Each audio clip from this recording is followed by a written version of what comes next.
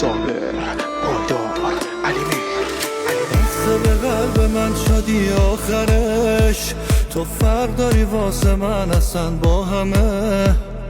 بمون کنار من، توی قرار من، گلم دلم میدونی کم طاقته. تموم حس قشنگا با رقم خورد، دوتا چشات خوب دلمو ازم برد. آخه اینجوری نبودم من، یه کاری کرد خندتون آدم مغروری هایی عوض شد. بربارین قلبم از همه خوبا سریع سر و گردن، اون لبات باید فقط واسم بخندن. همه دردات مال من دورت بگردن.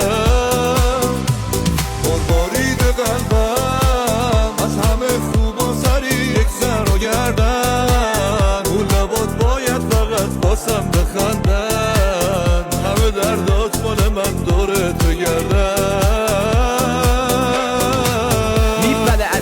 حرفام دور میشی ازم تو اوج دلدام، میگذره دیگه نیستی تنها تو اوج غم هام. غرق سیگارم تا صبح فردا، چرا نمیرسه صبح فردا؟ چرا اینجا خود نیستی الان؟ نیستی برام، نیستی تنهام، نیستی و بی تو نمیتونم، میذارم و میرم کجاشو چه میدونم. ای نیستی و بی تو یه بیخونم که میخونم رپ پای یه دیوونم. نیستی بی تو عالم بده، این زندگی شده برام ماتم کده. نیستی بی تو رد داده مغزم و قلبم درگیره دست داده سلده. هر موقع دلت گرفت بیا خودم هستم، بهم نمیادش کسی مثل خودت هستم. من که میذارم بشی دور یه قدم از من،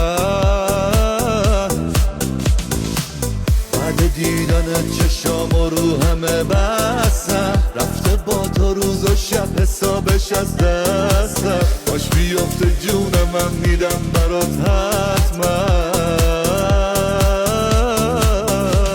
بربارین قلبم از همه خوبا سریع سر و گردن، اون لبات باید فقط واسم بخندن.